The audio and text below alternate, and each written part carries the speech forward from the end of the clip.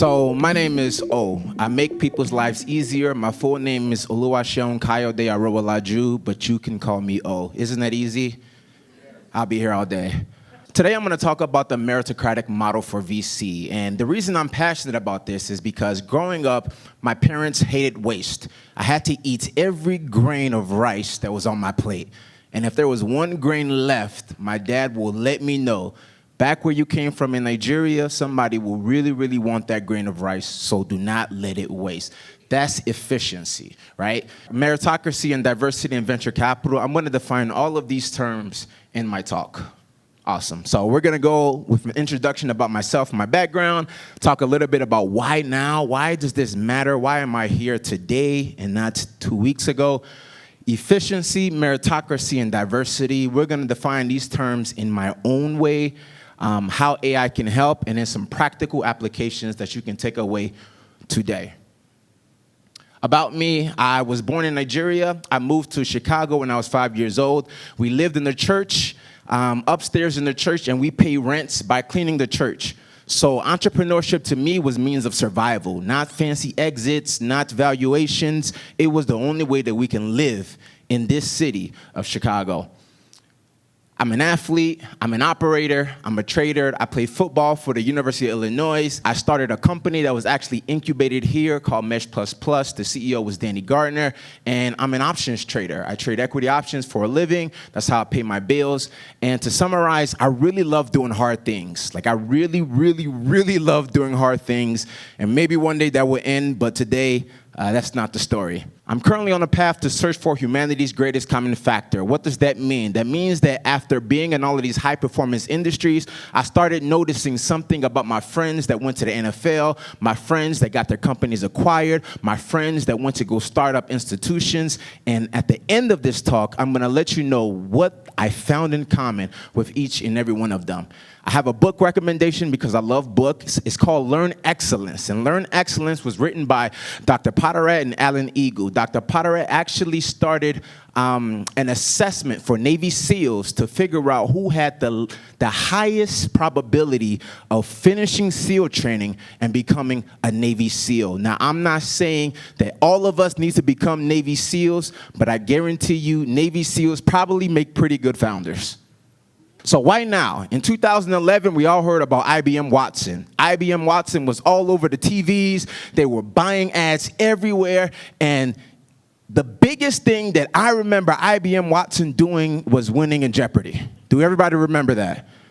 It was like the talk of town. They won in Jeopardy. That was in 2011, and their system was able to perform 80 teraflops a second. Now, think of a bike, right? And imagine a bike being able to pedal 80 trillion times, right? By 2016, we had something happen. Now, what happened was Jensen Huang took the first supercomputer that was fixed just for AI and handed it directly to the OpenAI founders, and that was a 2x performance increase in 5 years from IBM Watson. That gave birth to ChatGPT. How many people have used ChatGPT? Just a show of hands. Right? ChatGPT has been an incredible addition to my life, and I will continue paying $20 a month, and they did not pay me to say that. In 1 week, 1 million users jumped onto ChatGPT. That's the fastest growth of any company that has ever existed.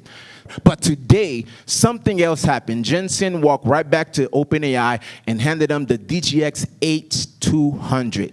Now, to give you an analogy, a bike. Imagine if you can ride a bike 6,000 times faster than you currently can. You probably will be in the Olympics because that's an incredible performance increase. And that is what we have today. So if 170 teraflops, 6,000 times faster, is going to do what? Well, Pam, maybe the Jetsons is actually going to be a reality and our lives are going to be so much easier. But in order for us to get there, we need to define these terms. Efficiency. The way that my dad defines efficiency is anything that takes without giving. right? So we do not want any waste. We don't want any time wasted. We don't want any money wasted. We want to make sure that we are efficient. And all the LPs in the room probably will want this from every single one of their venture investors. Meritocracy. Now, I'm an athlete, right? Now, how many people have heard of a family and friends round? Show of hands again. All right. Imagine if I'm starting an NFL team and I decided to start it with my family and friends. How many people would join that team? Oh, thank you so much. I have my starting quarterback right here. Everybody give him a round of applause. So when we think about sports, we really care about meritocracy, right? I want my starting quarterback to be the best thrower regardless of any other demographic information. If he could sling a quarterback, I would draft him in the first round. That's how I define meritocracy. And then diversity. I'm a trader. Now, there are two types of traders. There are traders that diversify their assets, and then there are traders that put all of their eggs in one basket and then watch that basket extremely carefully. Now, diversity, as I define it, is being able to have multiple eggs, multiple baskets. So if there's an economic downturn in one sector, maybe another sector outperforms and you're able to even out, right?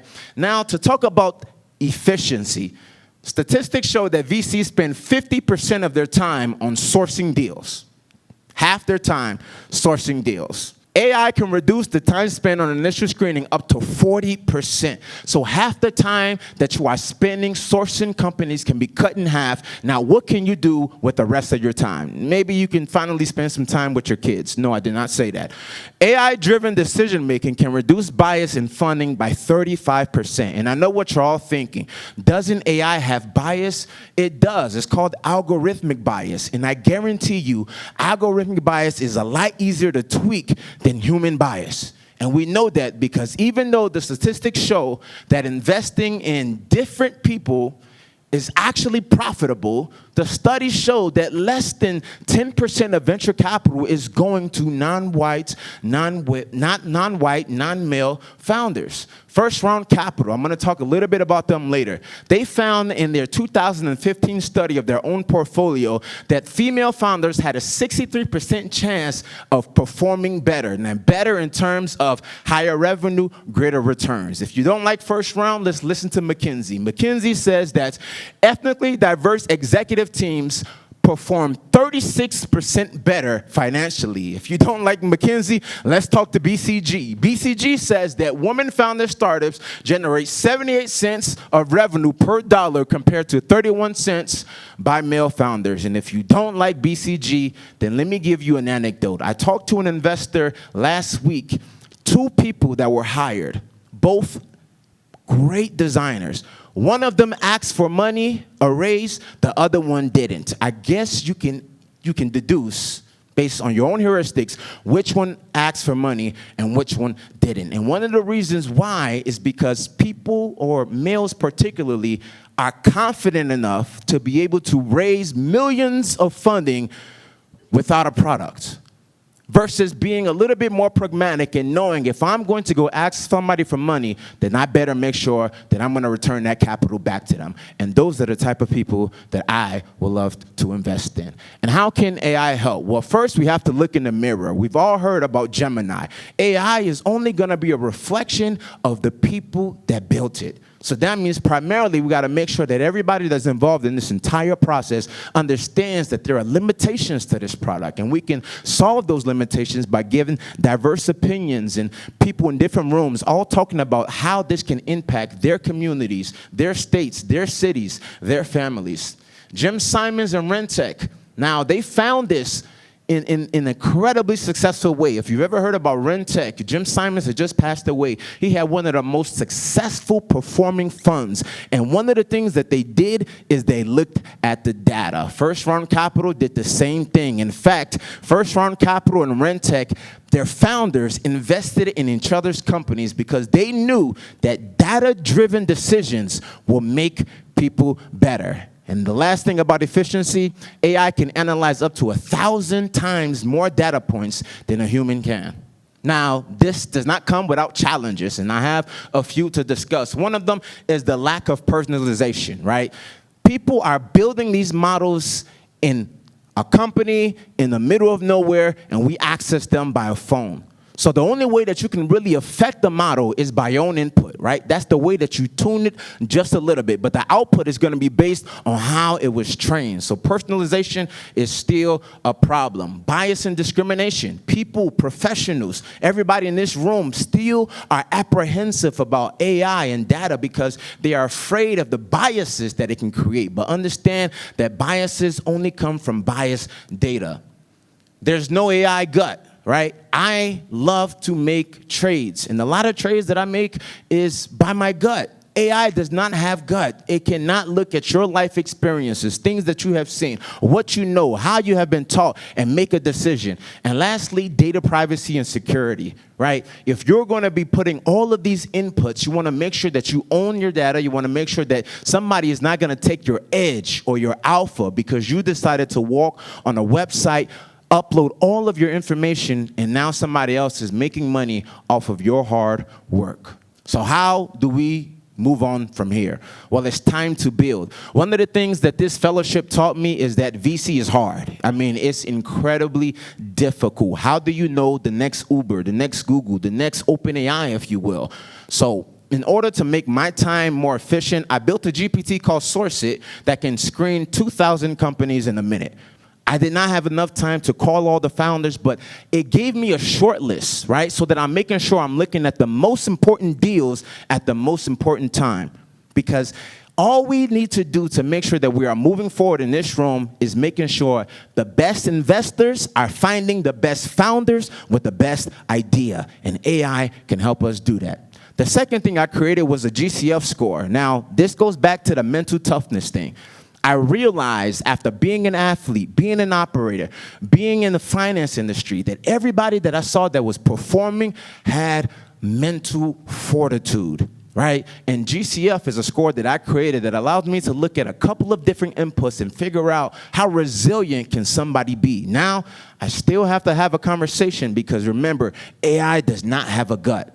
And then port ops, right? Anticipating your portfolio company's needs before they arise. These are three things that I'm working on the side because I still have a full-time job. I'm a father, I'm a husband. I have to make sure that the internet works for me as much as I'm working for it. Now, I want to point you to how I built all of this. I know there's a lot of companies that I can recommend, but the company that I've been using is called Launch Gravity. If you go to launchgravity.com, again, they did not pay me to say this. They are now creating data feeds, right? And the thing that changed in the public markets was access to data.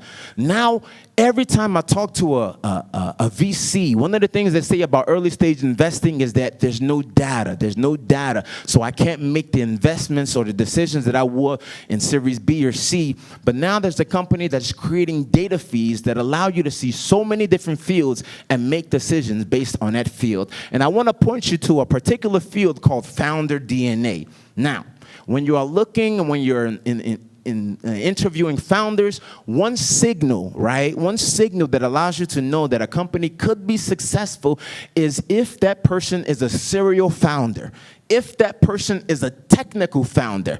Now, we just had a PhD graduate come and speak to us, and I told her this morning, you've done a lot harder things than giving this talk. PhD people are just incredibly resilient, and all of these data points is not what you're going to use to make decisions. They're inputs to your gut, right? Because no matter how much you want to know, how much data points you have, at the end of the day, your LPs are not going to care if some computer said that you should invest $1 million in this company. You have to make that decision. So AI is not here to replace your gut. It's here to support your gut.